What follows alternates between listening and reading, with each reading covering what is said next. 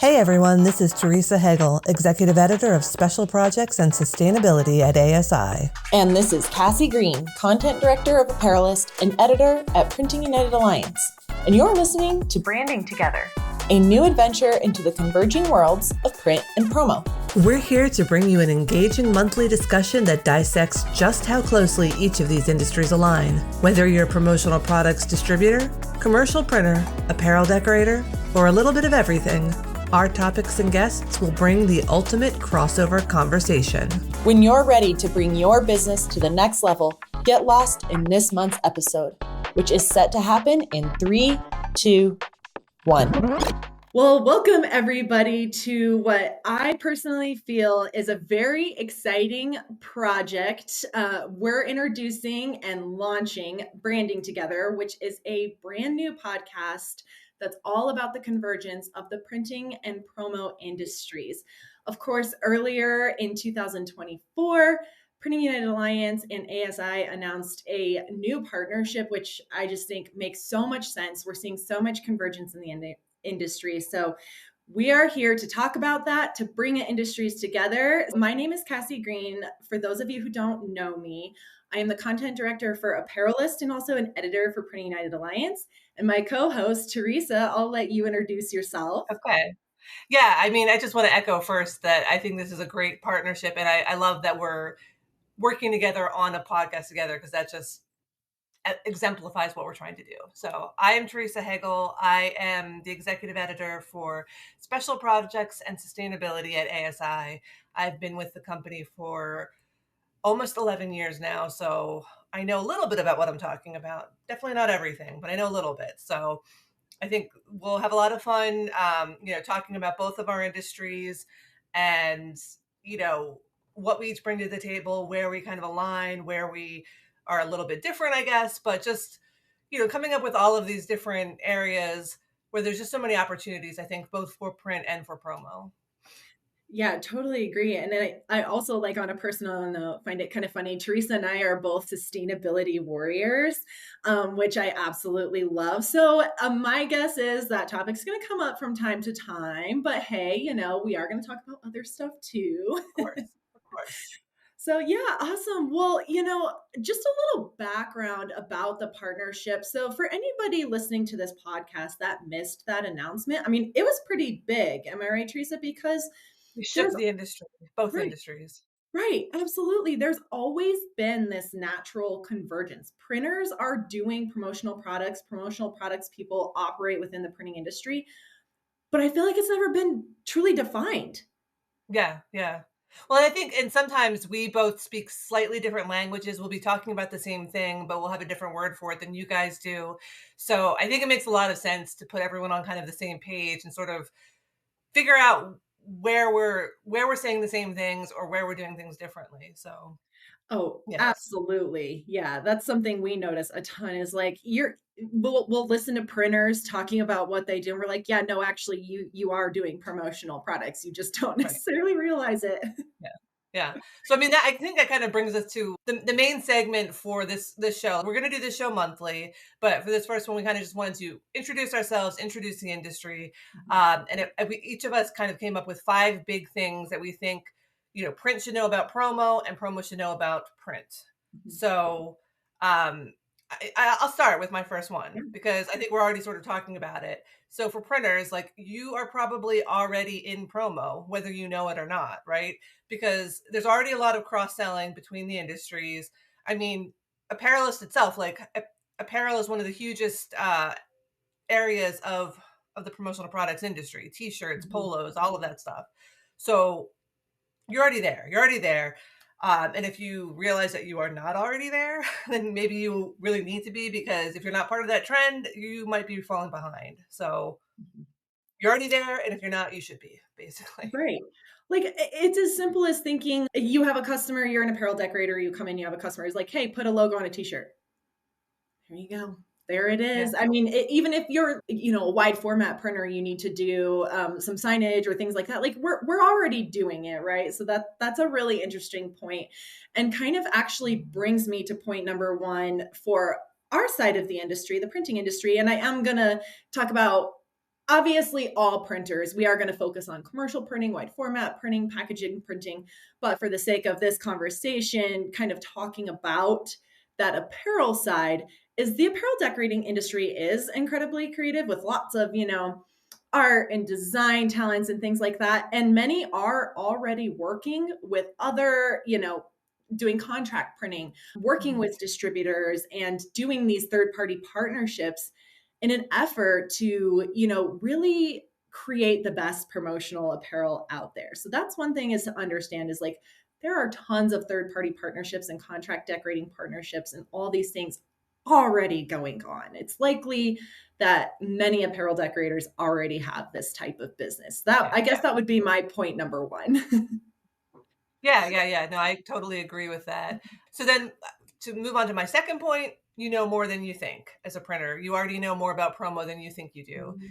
Because, a lot of the same things kind of follow through. So like print on demand, you probably know about that. That's important to promo. The properties of different materials, whether it's like fabric or other kind of substrates, color registration, inks, digital printing, all of that information that you need to know to get like that perfect print on whatever you're printing.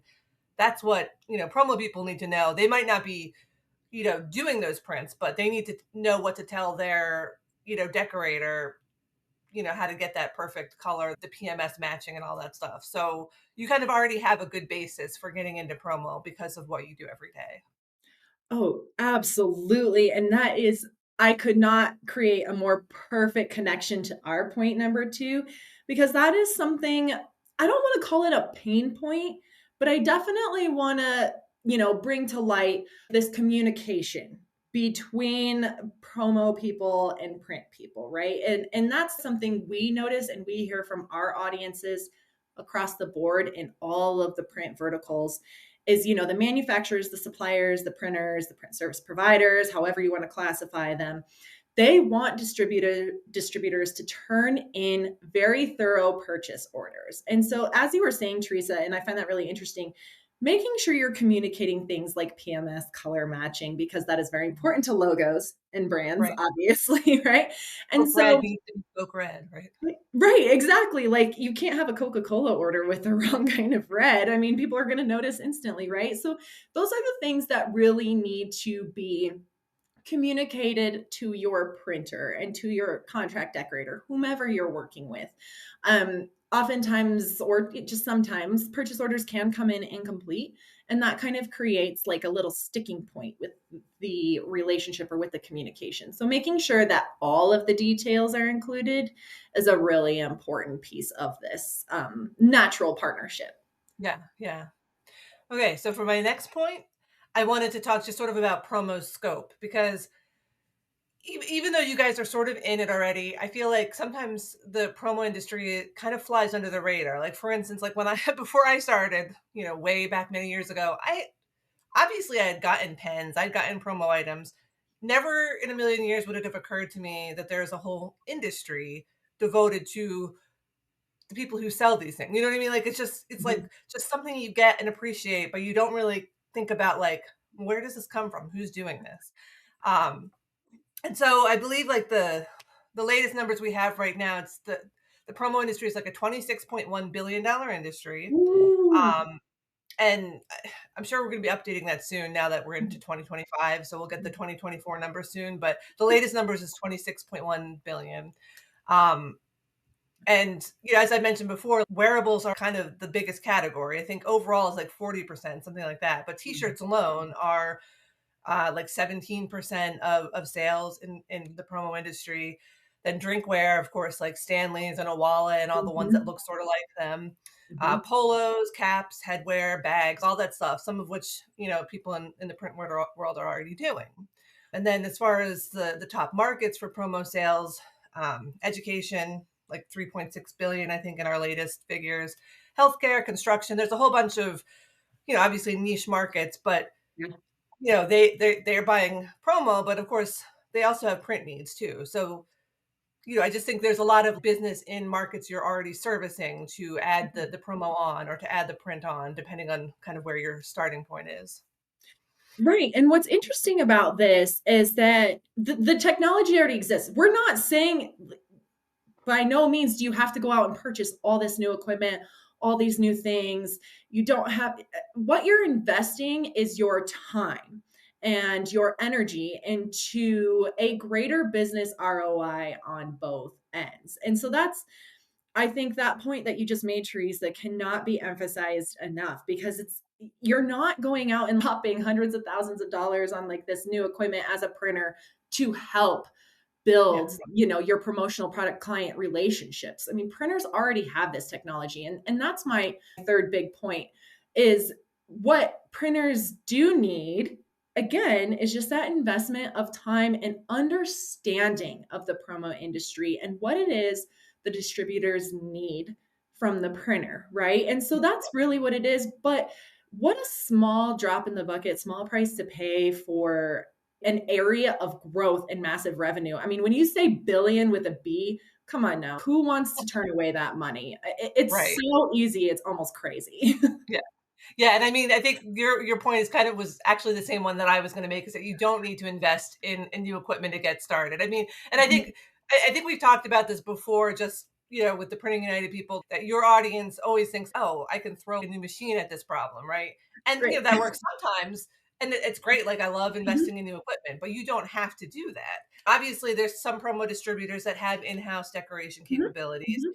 but for the most part, our industry, the promo industry, is focused on those frontline sales and building relationships and just really solving problems for their clientele. So, the typical kind of supply chain for promo is they're going to like work with their clients, come up with solutions. They'll reach out to promo suppliers who produce or source from like China or another company these hard goods or wearables. And then oftentimes the suppliers are the ones, the promo suppliers are the ones that are decorating these items.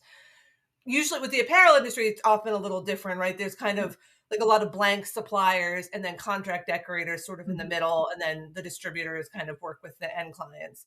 But when you're working, especially with like the hard goods, a lot of it is you're working with your client, you reach out to these promo suppliers, and they'll work with you too, right? Like, they're also your partners. So, they can help you find a perfect solution, and they can, get it decorated, and they can help get it shipped out. So it is really about, you don't need to put in some kind of big capital investment to do this. You just need to spend some time kind of deepening your sales relationships with clients you already have.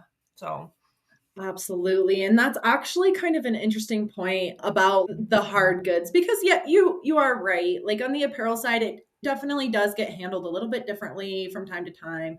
We do see a lot of contract decorators. But then when you look at the hard goods side of the industry, what really comes to mind of this natural connection is my point number 4, which sort of exists more in like that wide format printing space. So a lot of people who have these larger printers are doing, like we mentioned this before, they're already doing banners, signage, things like that.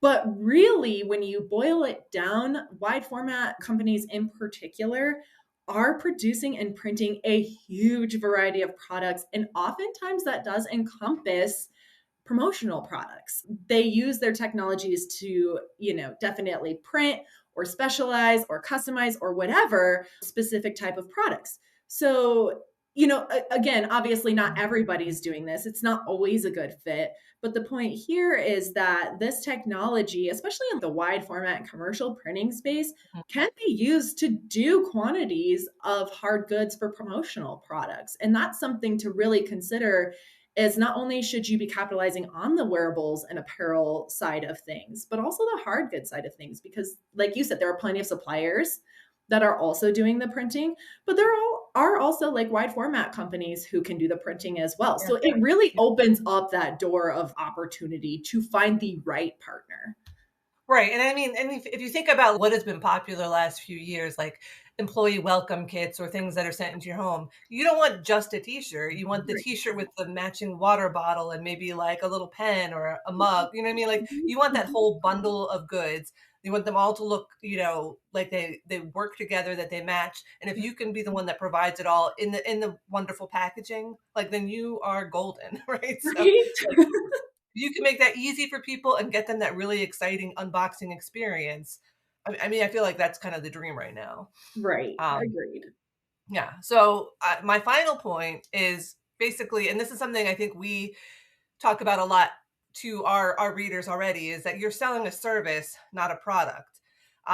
Because there is kind of this perception of the industry as being very commoditized. It's just like, oh, you want 10,000 pens, I can get you 10,000 pens. But that's at its best, that's not what promo should be. It is about kind of finding services and solutions to help, people, help your end clients raise their brand reputation, kind of Mhm. show goodwill, do whatever it is that they are trying to do with these products. It's all about the service you're providing.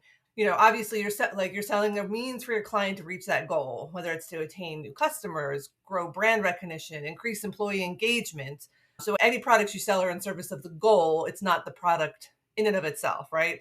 So emphasizing results and creativity, that can help you charge more, boost your own reputation. I mean, we write about this stuff all the time. We have our promo campaign awards where we kind of highlight some of the most creative things that people in our industry are doing, and they get really fun and creative, But you have that's what takes a little more of the legwork and the effort. There's some really cool custom solutions out there, but you have to think beyond just like putting a logo on a pen, or the client that wants, their business card on the front of a cap. Nobody is actually going to like what that looks like. They may think that's what they want, but I don't think they actually do want that. So, I agree. Be a partner. Don't just be the person who's like, nah, I'll do it. Sure. Right. That's where the expertise of printers really plays in. And that brings me to my final point, is that that's why the communication between the printers and the distributors should be so, top of mind, prioritized, is because the distributor, or the promo people are working with the clients. They understand what the clients need, and sometimes what the clients say they need is maybe not what they want, right? They have a cool idea, but the distributor can say, hey, look, I know how you can elevate this project, I know how you can make your product's brand stand out way more. But they have to have that thorough understanding of the print process and what the different technologies are capable of in order to execute that. So, by making sure we're leaning on each other's knowledge and expertise, that's how you become the best partner and get your customer the best product, the best bang for their buck, right? And yeah, it becomes more of a consultative approach rather than just a sure I'll do it approach, right, which is, right. you definitely want to be active in those conversations. And I Yeah, I think mean, you should be asking questions, kind of yes. drilling down to what it is they actually want. And Mhm. Cassie, what I think is so fun about this list that we just did, and it really kind of illustrates what we've been talking about this whole time, is that yes, we had 10 points, but how many of them converged, right? How many of them Right? were kind of the same? I know, right? It just like so obvious, the natural connections.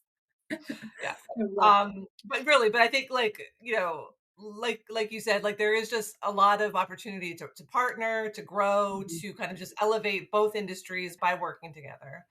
Yeah. Um, and so because we are starting this podcast in January, of course we have to have New Year's resolutions, right? That's, Yes. I mean, maybe it's a cliche and maybe we won't fulfill them. Like, do you do New Year's resolutions every year?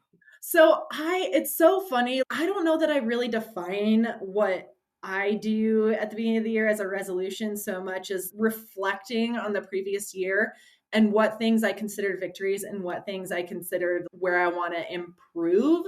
And so I more look at it as changing my goals based on where I'm at in my life. And so I do more of little goals. Like, for example, for me personally, one of my goals for this year is to live in the moment with my children, because my children are growing up insanely quickly. I know that sounds cliche, but a lot of times, like, they'll be like, hey, mom, can you do this with me? And instantly my brain is like, I have to do the dishes. I have to start the laundry. I need to go out and like shovel the snow off my driveway.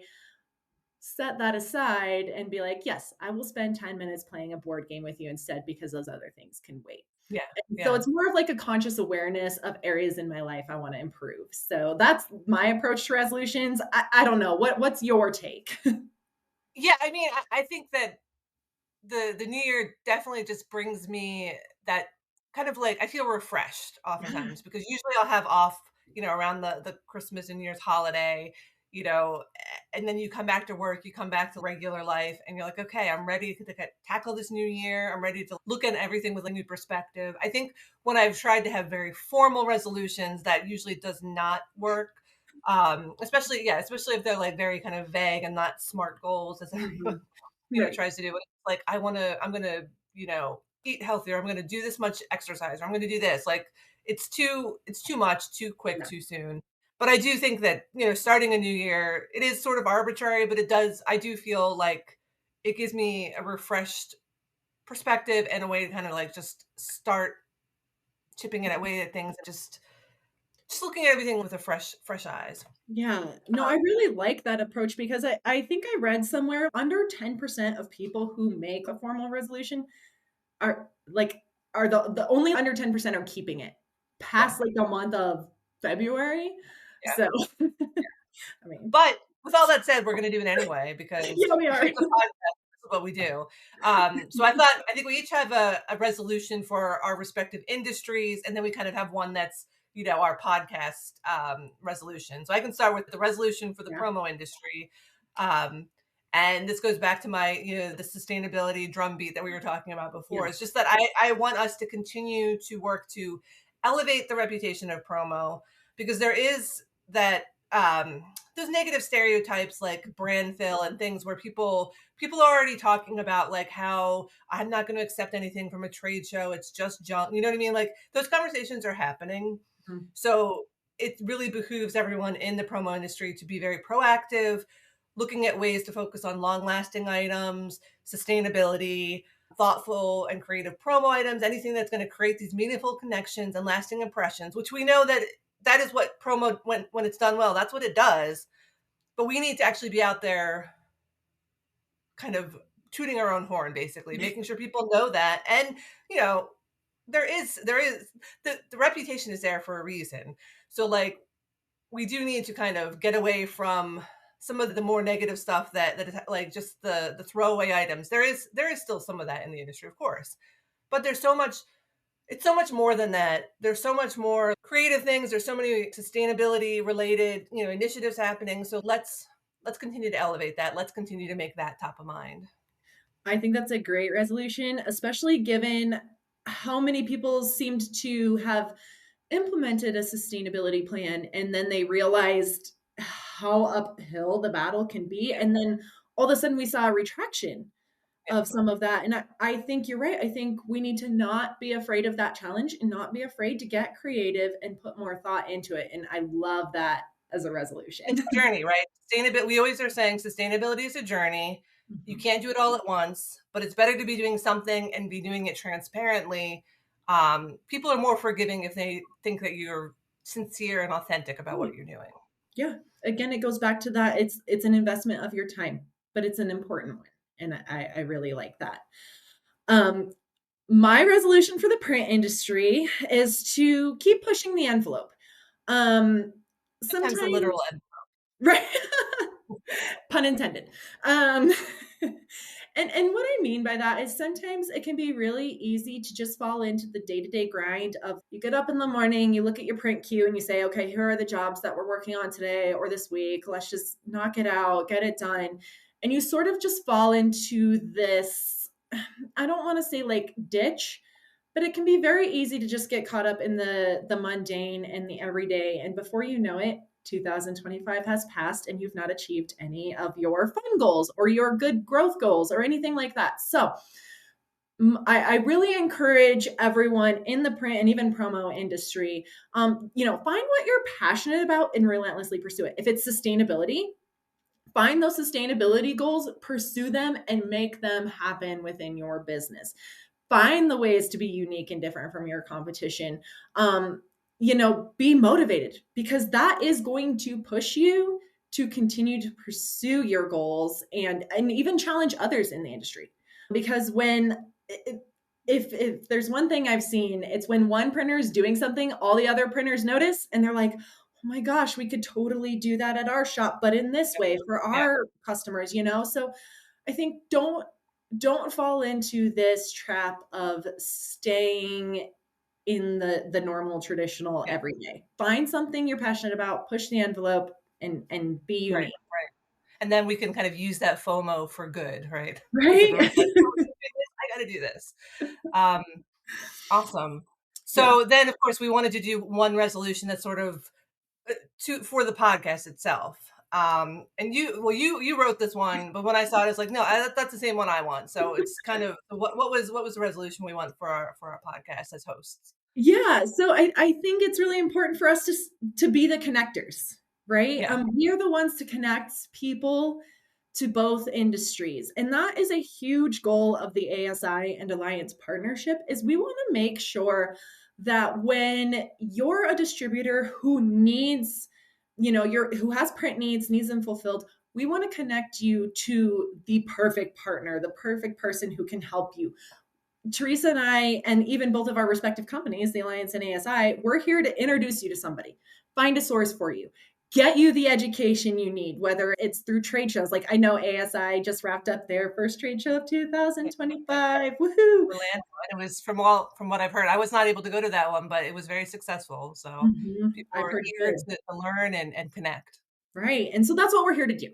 So even though we're going to talk about different topics every month on this podcast, ultimately we want to make sure we're in front of all of our listeners, our audience, our readers, and they know that they can contact us personally to help. We're here as a resource. Yeah. And I mean, I guess one final thing to add is just that I think both of our companies were all in on this partnership, right? This is not a short-term thing. This is going to grow. It's going to evolve over time. And we want to make this whole thing work. We want to make sure that this convergence continues to happen and that we want to be here to kind of shepherd it and cultivate these connections. So we're here for the long haul. Absolutely. And, in that light, certainly we'll be sharing our contact information. Please do check out the show notes for the podcast where you can find ways to connect with us. You can find our various websites. You can get links to education and all of the resources we offer. But, I personally love to field phone calls and emails and LinkedIn messages, because that means our community is active and engaged. And that's what we ultimately love to see. Definitely. So it's going to be monthly. So we'll be back in February with another podcast. And we have some of it kind of mapped out already, but like if there's topics that you want us to cover, like definitely reach out and we can kind of work it into our schedule. Absolutely. Well, awesome. Yep. As Teresa said, reach out if you have any questions. Otherwise, we will see all of you on the road and all of you next month in February.